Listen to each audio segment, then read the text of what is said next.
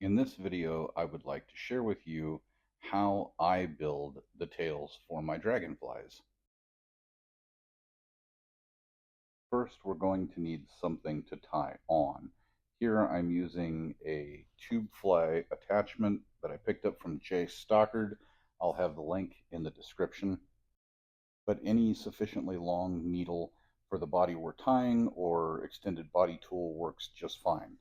So before I start tying, I put a little bit of dubbing wax on the whatever we're tying on. It helps to remove the body when we're finished.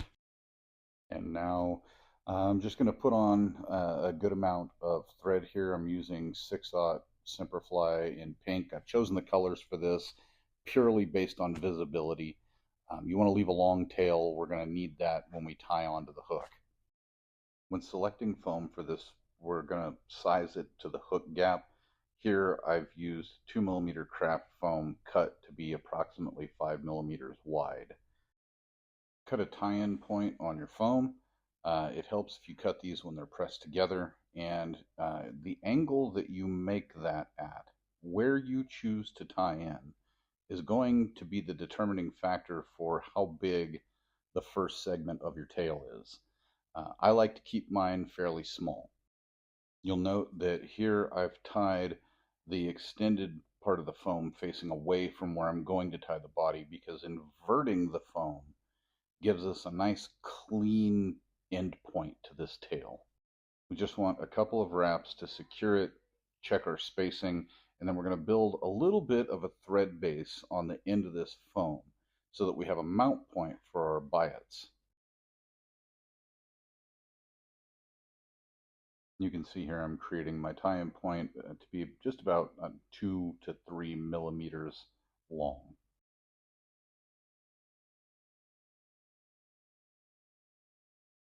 That looks good. Let's get this oriented now the way we want it.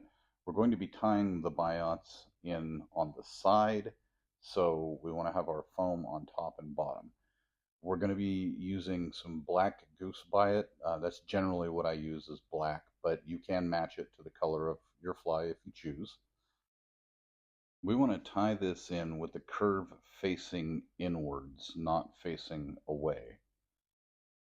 I'm going to need to adjust these, so I'm only going to put a couple of fairly loose wraps to hold it in place while I do my adjusting.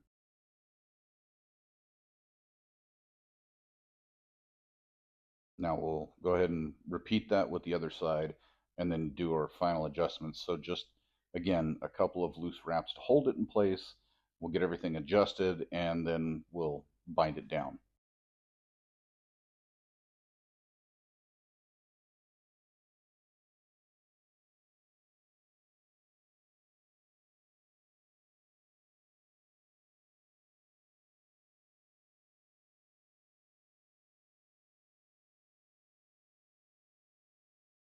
You want to adjust these tails to be the same length and approximately the same angle from the tail, which is kind of controlled by the way that you cut your tie-in point. If you noticed, mine was a little bit off at the beginning of the video, and so my angle is going to be a little bit off on one side. It's not too big of a deal. I really don't think the fish are going to notice.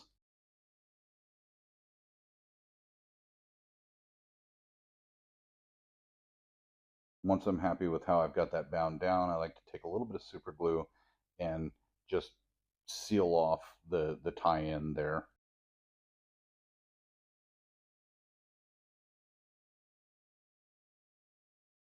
You can wait for that to dry, or you can just keep in mind that if you push down on that too hard, it will glue your foam in place. But we can go ahead and create the first segment. I like to keep my first segment small and make each successive segment just slightly larger, much like on a real dragonfly.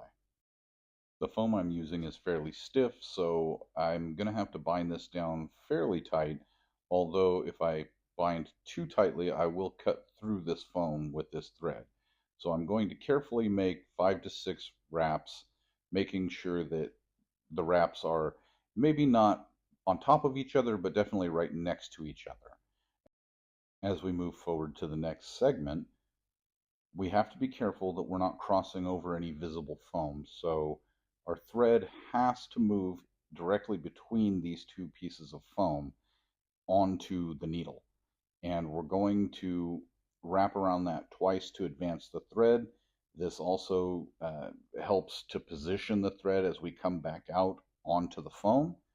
And we're going to try and keep it straight and just repeat this process as we go forward, tying down the foam, pulling slightly forward on it. Generally, I'll repeat this process until I have 6 or 7 segments, depending on how big of a dragonfly I want. It's very easy here to cross over one piece of this foam, moving the thread back into the needle. Just take your time. You'll get it to where you're fast enough. I'm tying this while videoing. I've got a camera between me and the vise, so I'm tying this a lot slower than I do when I'm tying to produce these, but they don't take all that long to make.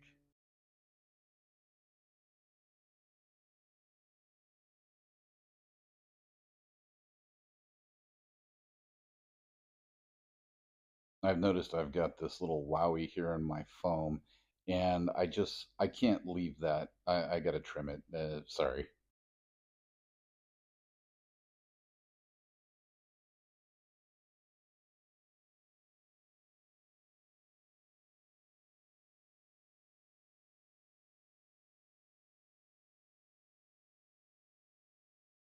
Much better. And now we'll just continue making sections until we've got the desired number of segments.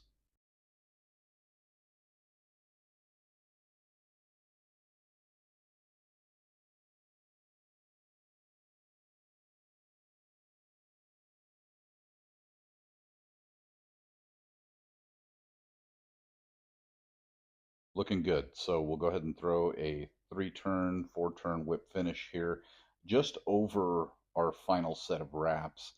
And we do that to keep the thread from unraveling. And we're going to want to leave the tail about as long as our tail was left where we started our thread.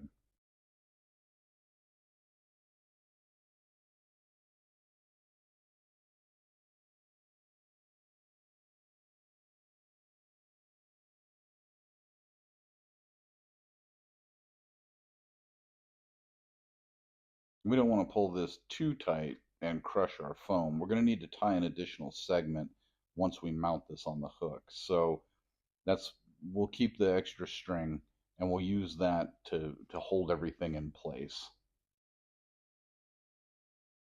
Now I'm going to bring this thread back between the foam and go around the needle a couple of times so that we're not creating that crossed over piece of foam there when we go to tie this in.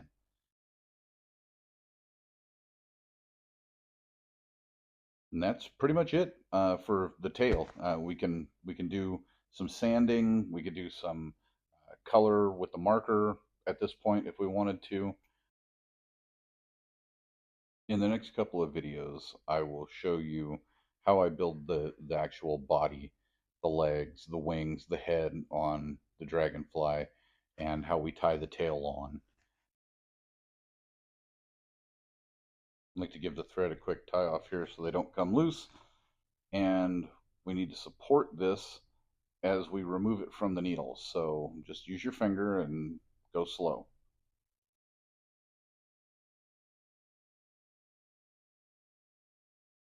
There's the completed tail. Looks good. Thanks for watching. If you have any questions, drop them in the comments. Until the next video, may your materials stay where you put them and your threads stay unbroken.